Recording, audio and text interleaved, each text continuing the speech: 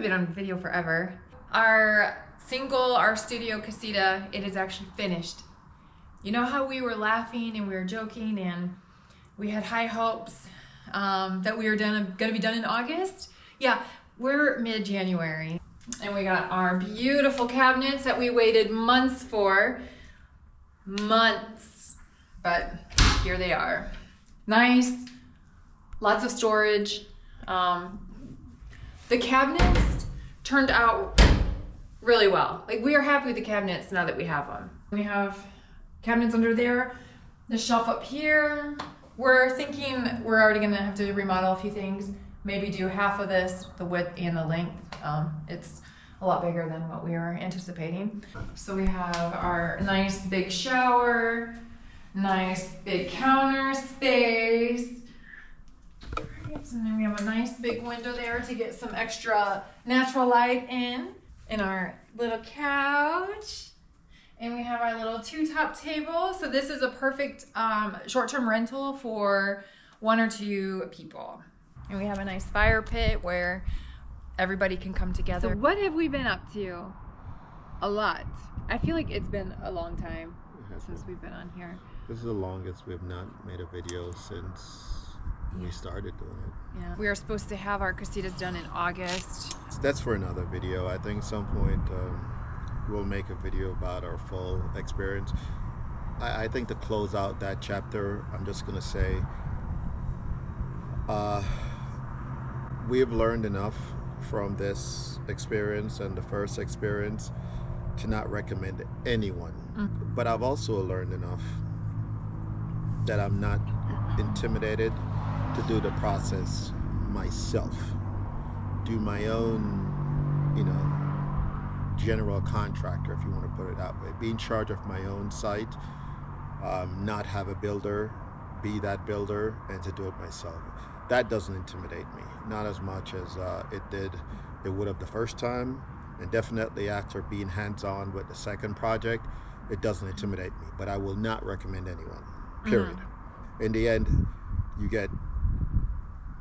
end up with the same product. When I say product, I mean the same type of experience is what you end up with.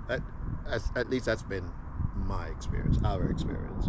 Yeah. So we had plans in December because everything was supposed to be finished. We were supposed to have all of our units rented out, and we were supposed to visit family all of December. We had a graduation.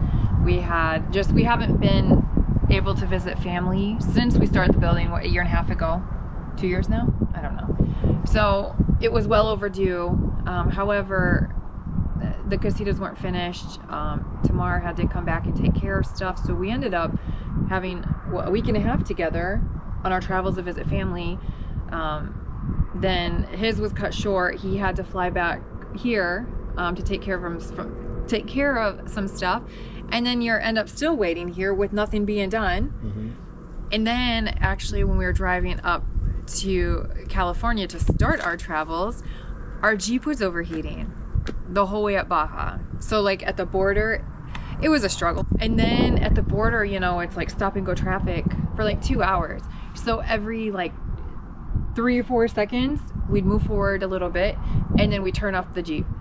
Move a little forward, turn off the Jeep. That was stressful, but we managed.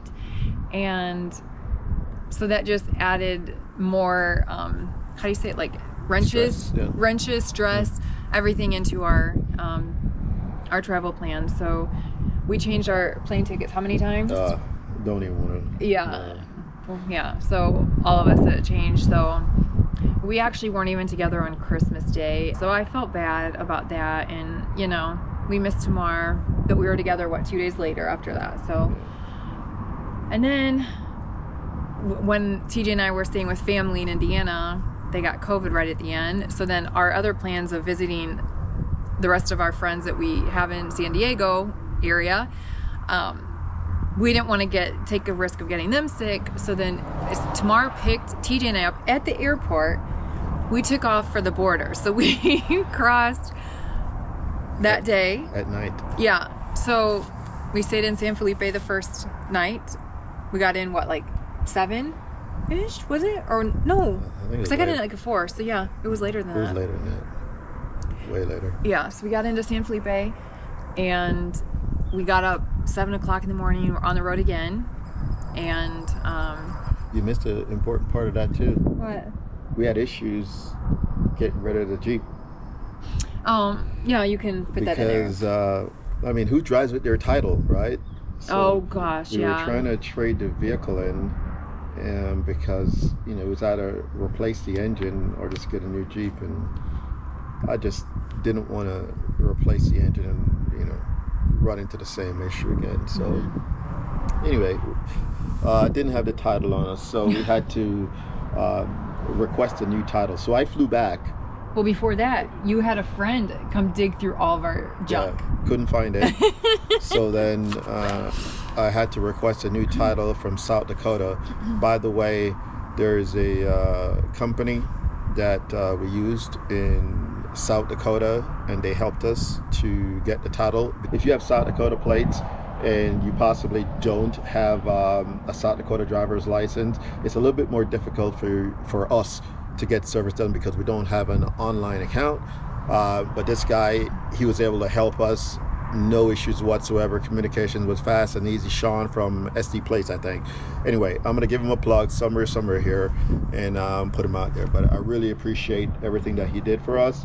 And then we get to Laredo, and I'm telling you, for everyone who thinks everything here is so cheap, I'm telling you, at least not when it's this time of year. And I don't think it's cheap.